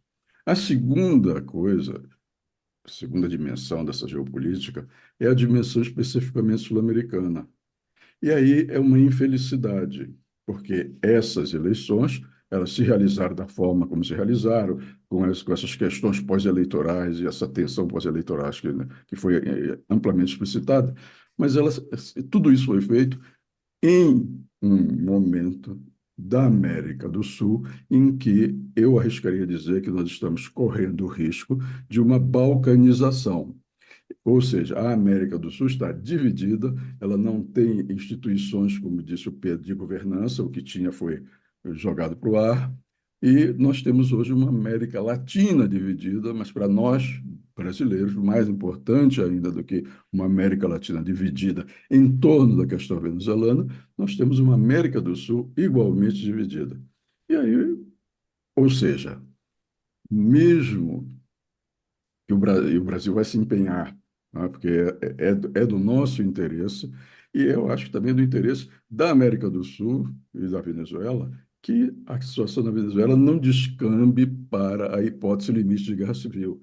Eu tento nem pensar muito essa hipótese, porque uma guerra civil na Venezuela vai deixar a guerra civil na colombiana uma brincadeira de crianças. Será uma guerra civil absolutamente destruidora da Venezuela e com profunda incidência, extremamente negativa, nos outros países da América do Sul. Então, acho que tem só queria fazer essa observação para dizer que a gente pode ficar discutindo os detalhes. Errou ou não errou? Por que que fez uma coisa tão obviamente contraproducente? Ou por que fez permitiu que acontecesse certas coisas? Ou por que não apresenta a outra, a documentação que vai ter que apresentar mesmo, porque em 30 dias tem que apresentar uma documentação desse tipo. Mas esses detalhes todos, eles adquirem sentido ou perdem sentido no interior dessa moldura principal. E aí você tem Estados Unidos, estou simplificando, não esquecer também França, que tem ali a Guiana Francesa, Holanda tem ali uma ex-colônia, a Inglaterra tem ali a Guiana. Então, esses três países europeus têm um peso imenso na região. E você tem os Estados Unidos, temos nós, o Brasil, a Colômbia, né, fazendo o possível, né, para segurar essa peteca. E, por outro lado, você tem isso que foi também, que é o quadro da geopolítica mundial. Você tem agora o que o Pedro chamou atores extra-regionais ou extracontinentais, eu não me lembro, e que são Rússia, China, Irã, que já tem, né? Turquia, que comprou muito ouro da Venezuela. Enfim, você tem também a transferência, transição, imersão das tensões geopolíticas de ordem mundial nesta época, né? Que, por um lado, é uma época de exaustão dos projetos antigos, e é uma época de passagem da ordem internacional baseada em regras para alguma coisa que a gente não sabe muito bem o que é, mas nessa futura ordem tem terá um papel cada vez mais importante o Mercosul, os BRICS. E para definir essa ordem, o essencial será o que já está ocorrendo, uma aliança cada vez mais íntima entre a Rússia e a China, um jogo individual, um jogo próprio da Índia e a coisa do peso que começa a ter o Irã. E eu fecho só dizendo, tudo isso que nós estamos conversando hoje, amanhã pode, isso que eu acho que foi o Maringoni que falou, da aceleração dos tempos históricos, isso tudo pode estar, dentro de uma semana, profundamente modificado, porque a gente não sabe o que é que vai, como estará o mundo na semana que vem, se houver o que deve ocorrer. A resposta iraniana às agressões israelenses, a resposta do Hezbollah às agressões israelenses, a resposta solidária dos grupos xiitas, sobretudo, mas sunitas também no Iraque, e a resposta dos Houthis e a resposta de quem ainda vai aparecer. Isso por um lado. E segundo, que ninguém sabe como vai estar a economia mundial com o que aconteceu de ontem para hoje. Então, nós estamos num momento absolutamente de quase uma neblina total. Agora, se a gente volta para a Venezuela, eu acho que essa neblina total, na Venezuela, não é neblina, ela é claríssima. O que é que está em jogo ali, e por isso mesmo, o que pode vir a ocorrer de terrível, que no limite é uma guerra civil. Que isso não aconteça. Desculpe pela fala muito longa. Muito obrigado, Tadeu. Newton Basile. Quais são as propostas da oposição ao Maduro para o povo venezuelano? Eles têm um plano, eles fazem uma propaganda de alguma coisa diferente do governo Maduro. O que se esperar? Se a oposição passar a governar a Venezuela, significa o quê? A privatização geral de tudo que foi nacionalizado pelo sistema bolivariano. As milhares e milhares de cooperativas que foram criadas pela economia solidária venezuelana vão o quê? Vão ser reprimidas, vão sumir, vão perder apoio, enfim. O que significaria um governo da oposição? O governo da oposição, se houvesse um possível governo da oposição, ele teria alguma forma de reconstruir a economia venezuelana? De uma forma que seja neoliberal, de outro jeito, mas eles conseguiriam reconstruir essa economia que perdeu 70% da sua capacidade? É um pouco isso. Eu tenho muita curiosidade, porque fica só a oposição a Maduro, oposição. Mas qual a proposta? Tem proposta? A oposição venezuelana tem alguma proposta para o povo venezuelano? É isso, obrigado. Obrigado, Newton. Bom, não tem mais ninguém inscrito, eu vou já imediatamente devolver, então, tanto para o Pedro e para o Gilberto. Pedro, com você, por favor. Obrigado, Granado. São muito boas colocações e provocativas, várias delas. E eu vou ser um pouco provocativo também, reagindo a algumas das colocações. Primeiro do Maringoni e depois passar por outras também, do professor Renato, por exemplo. Uma delas é a seguinte: eu não acho que foi um erro fatal, como foi colocado, a colocação do Maduro, fatal para ele, né? Assim, um erro crasso, enfim. A forma como ele se colocou, na verdade, ele antecipou um pouco algumas tensões, e acho que faz parte da avaliação que ele tem de levar outros atores, principalmente externos, a se posicionarem também, né? Então, se ele fica ali naquela posição que poderia ser a prudente ou a respeitosa à, à legalidade, né, os aspectos normativos, de esperar completar a apuração para depois, enfim, esperar um posicionamento mais completo do CNE, enfim, para daí apontar a própria vitória, ou seja, estaria esperando até agora, por exemplo, não haveria de um lado a, as acusações de fraude, enfim, como tem ocorrido, elas não seriam inviabilizadas, e de outro lado, não haveria a congratulação de alguns dos governos que assim o fizeram, né? Como a China, a Rússia, principalmente, mas também o Irã, a Turquia, o Irã que foi um dos mencionados aqui. Então, assim, eu acho que não é correto a forma como ele fez, mas é perfeitamente compreensível, ou pelo menos segundo as variáveis que eu entendo mais relevantes, tem lógica ele fazer exatamente o que ele fez. Sobre a Maria Corina, aí eu não sei se ela é uma volta ao passado, aos 20 anos, ou de um golpismo intrínseco, assim, né? Porque ela aceitou disputar a eleição agora. A posição dela na eleição anterior era não disputar. E os atores políticos vão mudando, e a opção na Venezuela da maior parte da oposição nessa eleição, diferente do que foi na anterior, quando boa parte da oposição em 18 optou pela abstenção e depois pela apoiar o Guaidó, né, imediatamente no início de 19, agora eles optaram por participar da eleição. Isso coloca o ator político Maria Corina numa outra posição também, porque o candidato que ela apoiou é a principal referência hoje da oposição. Então ela tem um ativo político que ela não teve em outras situações. E o que eu quero dizer com isso é que talvez, assim, não obrigatoriamente ela é a mesma Maria Corina lá do Sumat e das Guarimbas, então talvez seja, mas não é obrigatoriamente. Aí a outra provocação, também para o professor Dagnino, ele colocou assim, que o Maduro tem as Forças Armadas na mão. E qual que seria a provocação? Então, seria o Maduro um escudo das Forças Armadas? Ou não seria as Forças Armadas que têm o Maduro na mão, e não o contrário?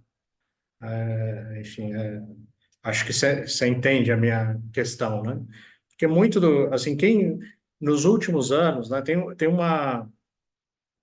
É que aí não é tanto do momento atual, mas eu acho que é importante alguns aspectos, assim, do período anterior que valem para entender a situação de hoje. O Maduro, ele perdeu boa parte do apoio dos que eram ministros do Hugo Chávez, né? E um deles importante foi do Rafael Ramírez, que era o presidente da PDVSA e ministro de Energia durante boa parte ali. Era quando o Chávez faleceu, um dos que disputavam com o Elias Raua, principalmente o Maduro, eram os três ali que ninguém com uma liderança muito acima dos outros, mas que disputavam o legado. O Maduro, na sua última entrevista, ele indica claramente que o Maduro caso ele viesse a falecer, quem deveria disputar a eleição era o Maduro. Ele fez essa indicação, não muito convencido, talvez, mas foi importante ele ter indicado, provavelmente. Mas o Rafael Ramírez é um dos que perdeu muito espaço. E o Maduro não era uma figura nas Forças Armadas, assim, que tivesse ali que liderasse as Forças Armadas, pelo contrário. E desde então, os militares passaram a ter muito mais poder no governo da Venezuela do que tinham com Chávez, que era militar. Pode soar estranho, mas é exatamente isso que aconteceu. Quando um civil assumiu a presidência, os militares passaram a ter muito mais poder do que tinham quando um militar estava na presidência. Mas foi exatamente isso que aconteceu. E o Rafael Ramírez o espaço de poder dele era principalmente a atividade petroleira. E a atividade petroleira foi muito militarizada. E mesmo antes das sanções, elas perderam muita eficiência logo nessa transição. E e ele é um dos que não apoia, mas os militares controlam ali, assim como passaram a controlar e não controlavam boa parte do comércio exterior do país, e com as sanções que foram desenhadas, né, pelo menos na retórica, para derrubar o Maduro, para asfixiar o Maduro e o grupo que estava no poder, o regime político da Venezuela, em termos relativos, esse grupo político que está no poder, principalmente os militares, passaram a ter muito mais poder relativo, não absoluto, porque o poder da Venezuela, a projeção no Caribe, no mundo, enfim, diminuiu muito. Mas esses atores passaram a ter muito mais poder com as sanções. São quem governa o país. E a cobrança incide, sobretudo, contra o Maduro. Então, por isso que ele pode ser, talvez, um escudo aí importante para os militares, né? Então, ele tem essa funcionalidade. Não é à toa que alguém passa por tudo que ele passou e continua no poder. São vários fatores que explicam. Eu acho que um deles é esse, né? E isso, eu acho que é importante para avaliar essa encruzilhada, né, e a geopolítica, como vários colocaram aqui. O peso dos Estados Unidos também, assim, não é linear. Isso aí também, lembrando da eleição lá do Capriles, né, de 12 contra o Chávez e principalmente de 13 contra o Maduro, era um momento nos Estados Unidos de uma presença maior na Venezuela. E a eleição foi decidida, o Maringoni certamente lembra e outros colegas, por uma diferença muito pequena de voto. 2 pontos ali, 3 pontos contra o Chaves e Capriles, e depois essa diferença diminuiu ainda mais na votação de abril de 2013. E naquele momento, provavelmente, se os Estados Unidos quisessem muito derrubar, que o Capriles vencesse, ele teria vencido. Os Estados Unidos não apoiaram tanto. Na época eu vivi em Caracas, isso me intrigava muito. Por quê? Né? E tinha uma funcionalidade a Petrocaribe muito grande, principalmente em apoio aos países que exerciam a principal pressão migratória aos Estados Unidos. El Salvador, Honduras, Guatemala e as ilhas várias do Caribe também. Ajudava na estabilização, na estabilidade política daquela área. E a principal dificuldade no governo dos Estados Unidos, que permanece uma das hoje, era a pressão migratória. Então é contraditório. Talvez o interesse dos Estados Unidos não seja exatamente derrubar a Venezuela, porque a Maria Corina, que foi a última pergunta, né, muito válida também, qual seria a proposta do Gonçalves e da Maria Corina, da oposição para a Venezuela? Qual seria o programa, enfim? Os venezuelanos não estão convencidos que a oposição ganhando, os problemas graves que o país se encontra seriam resolvidos. Aliás, uma das pesquisas mais completas das que foram divulgadas, aí, às vésperas da eleição, a da Atlas Intel, que tem aquele relatório mais completo, chama muita atenção que para mais de 30% dos venezuelanos, as sanções são um dos 3 principais problemas do país. Então, é muito presente. Aí você vai votar por quem sempre defendeu as sanções contra os venezuelanos, é um negócio que seria muito estranho, né? Então, E a posição dos Estados Unidos me parece que é muito mais inviabilizar um modelo econômico alternativo, enfim, que é o caso do chavismo, né, do bolivarianismo na Venezuela, do que simplesmente levar o país para uma situação ainda pior, de conflito aberto interno, que levaria uma explosão do problema migratório. Que nos últimos anos saíram alguns milhões de venezuelanos, mas essa quantidade poderia triplicar, por exemplo, se a situação partisse para um conflito aberto, né? E multiplicaria os problemas no Caribe e principalmente na América Central. Assim, acho que em 17, na passagem ali do sul do Panamá, passaram 3 mil venezuelanos, e nos últimos anos o fluxo ali é de 300 mil venezuelanos, ou seja, 100 vezes mais. Então, o agravamento do conflito poderia levar esse número para 1 milhão de venezuelanos ano, por exemplo. que é uma situação gravíssima, né? Seria. Então, talvez não seja esse o interesse, mas sim manter uma situação parecida com a que tem hoje, que é de não implosão, mas que não exporta o modelo e fica ali na... Então, é uma consideração só também provocativa. Aí o peso da Venezuela no Caribe, da Venezuela e também de outros países que atuaram para que não fosse aprovada na OEA a declaração mais forte contra a Venezuela, que era a que os Estados Unidos votaram e vários outros países, como o Chile, votou. Mas não foi aprovada a declaração por muito pouco. Eram necessários 18 votos e houve 17 votos. Então, por um voto só não foi aprovado.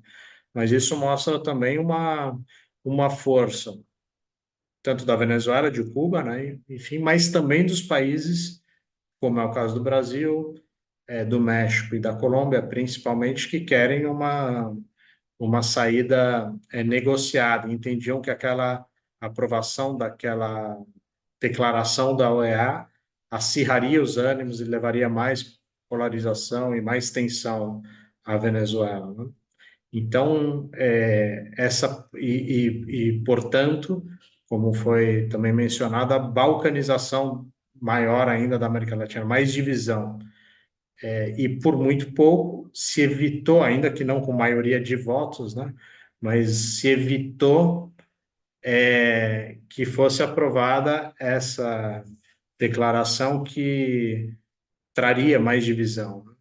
Então, acho que esse é um outro aspecto importante. Então, seriam muitos temas aí, mas também em respeito ao tempo e ao debate, eu acho que são essas as provocações, ou as provocações em resposta a outras provocações, né? Mas acho que ajudam.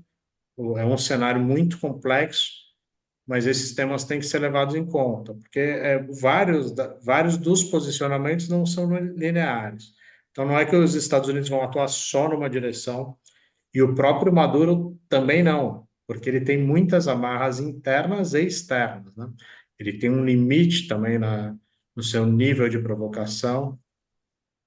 A China, que seria a maior potência rival dos Estados Unidos no mundo, ela não atua muito forte na América Latina, ela tem receio de que os Estados Unidos entendam uma ação de apoio à Venezuela mais forte, como que os Estados Unidos entendam essa ação chinesa como uma provocação, assim como a China tem limitação para apoiar Cuba, ela tem limitação para apoiar a Venezuela, ou seja, ela manifesta o apoio em declarações, em espaços como as Nações Unidas, mas isso não se converte em uma ajuda mais enfática. A posição da Rússia aí é um pouco diferente, como eu mencionei no início, ela pode ser mais aberta em defesa ao Maduro, porque a Rússia, diferente da China, ela não tem essa preocupação em aparecer provocação, pelo contrário, muitas vezes a China,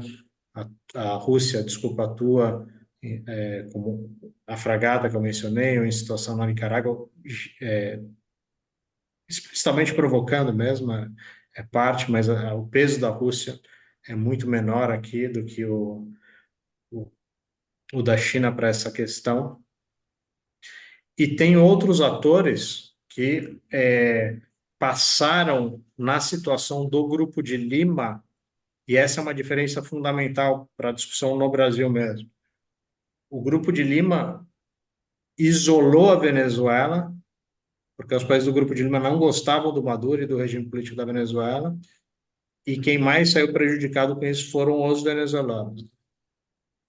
E é muito do que a gente não deve, eu falei isso aí várias vezes no último ano, é o que a gente não deve fazer com a Argentina, que é para derrubar o Milei ou tirar um governo de extrema direita na Argentina que a gente não gosta, ou seja, a situação com sinais invertidos, quando éramos governados pelo Bolsonaro aqui, o Maduro lá, e agora governados pelo Lula aqui, com o Milei na Argentina, a gente não deve isolar a Argentina, asfixiar a Argentina, enfim.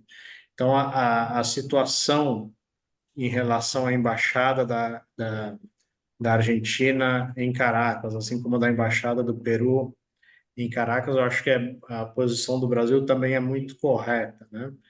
De estender a mão aos argentinos, não só nessa questão, como várias outras que se tem, e deixar abertos os canais de diálogo, que é o papel que cabe ao Brasil, né? E o Brasil fechou a embaixada lá, a gente demorou muito para reabrir, mais de um ano a gente ficou sem embaixada lá, isso é um problema, foi um problema. Quando teve a crise no Essequibo, ou com consulta pública na Venezuela, em dezembro de 23 a gente ainda não tinha embaixador lá, uma embaixadora que agora temos. Um outro aspecto que é importante da omissão brasileira em relação à região, a última vez que um presidente, um chefe de Estado do Brasil esteve em Caracas foi em 2013, nos funerais do Chaves. Desde 2011 não tem uma visita de Estado do Brasil a Caracas, é muito tempo, ainda que tenha sido um período de crise na Venezuela, delicado, então mas o Brasil não pode ficar 12 anos sem visitar um país vizinho, né? Acho que é isso. Obrigado, Vicente e colegas todos. E Muito todas, obrigado, não? Pedro. Nada. Muito obrigado, Pedro. Eu passo, então, para as considerações finais para o Gilberto Maringoni. Maringoni, com você, por favor. Não, é que o Pedro fez uma intervenção bastante abrangente agora, me poupa de pegar determinados aspectos, mas eu vou tentar responder aqui algumas delas. Primeiro, a do Renato, dizendo que no dia 29, o que o Maduro fez foi se encostar nas Forças Armadas, ou se articular, ou seja, como o Pedro fala, as Forças Armadas impuseram essa posição para o Maduro, não importa. A resultante final é que o Maduro buscou fazer ali uma demonstração de que tem força, né? Ou seja, aquela disjuntiva que eu coloquei no final da minha intervenção, ou se entrega as atas, ou se vai para uma solução de força, ali o Maduro esboçou o que ele pode, o caminho que ele pode trilhar. Eu digo esboçou porque não tomou, ele mostrou o seu arsenal, mostrou os talheres, vamos dizer assim, para não falar mostrou arsenal, para não ficar tão pesado. Mas ele mostra que está disposto a uma solução de enfrentamento. Por quê? Porque eu cada vez mais acho que essas atas ou não existem ou dão vitória à oposição. E dar vitória à oposição é algo desastroso, não é para a Venezuela, é desastroso na geopolítica global.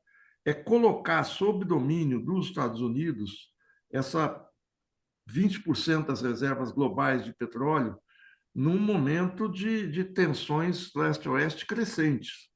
É dar um poder para os Estados Unidos que eles ainda não têm e que pode, não sei se desequilibrar, isso eu estou pensando alto agora, mas enfim, é aportar, é dar na mão de um dos atores algo, não inesperado, mas algo fora do normal, que é uma fonte segura e constante de energia para qualquer tipo de dificuldade internacional. Então, seria um desastre nesse jogo internacional que tende, se não ao equilíbrio, quer dizer, na Ucrânia, a guerra no teatro de batalha está resolvida em favor da Rússia, não tá ainda na política, quer dizer, é preciso fechar essa guerra. A negociação proposta pelos chineses há 2 semanas é muito positiva, a declaração do Zelensky de começar a falar em paz é muito positivo, então mostra uma vantagem russa, e nesse quadro os Estados Unidos colocarem a mão no petróleo venezuelano dessa maneira, e aí eu já respondo a questão do Milton Basílio, o que eles propõem para a Venezuela é a privatização da PDVSA, a Maria Corina já falou isso, é uma aproximação maior dos Estados Unidos à privatização da PDVSA. E que mais? Que mais tudo que decorre de um modelo desse tipo. Eu não consegui encontrar, não sei se o Pedro viu, um programa acabado da oposição. Pode ser que tenha sido falha minha, mas eu tenho visto muito mais declarações de intenções. Por isso, por esse fato do Maduro ter mostrado os seus talheres, as peças que tem no tabuleiro, é que o risco de uma guerra civil é real. Não acho isso irreal, não. E a maneira de se evitar isso não é a negociação. A maneira, depois que você faz uma eleição, é ver quem ganhou e quem perdeu com base nas urnas. Se não houver com base nas urnas, não tem negócio, não tem entendimento, não vai ter. Não vai ter. Nesse aspecto, eu acho muito difícil haver qualquer tipo de entendimento entre a Maria Corina. O que o Pedro fala é real. Os atores, eles não são golpistas ou não golpistas, eles vão transmutando. O movimento que a Maria Corina fez, a Maria Corina e o Gonçalves e a oposição, de se colocar já como candidato eleito, é a reprodução da diretriz do Departamento de Estado, que é uma diretriz golpista. Então, ela assume um caráter de enfrentamento com Maduro.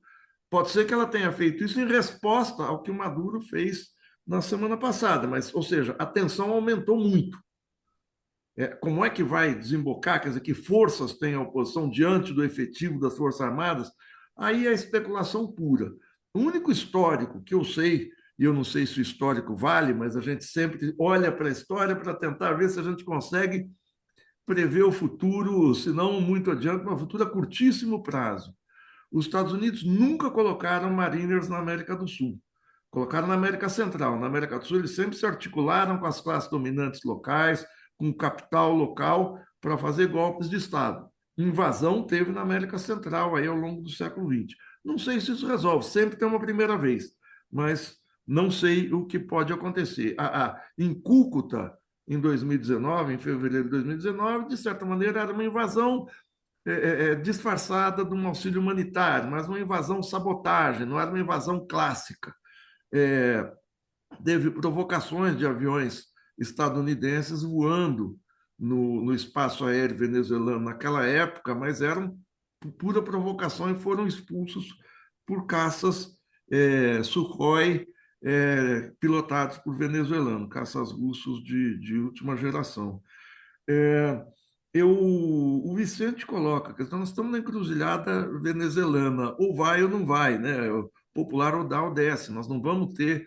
Eu não sei o prolongamento dessa tensão. Eu acho que eu quero colocar o seguinte: o tempo dessa tensão, quanto tempo essa tensão vai ficar sem um desenlace? Essa é a grande questão.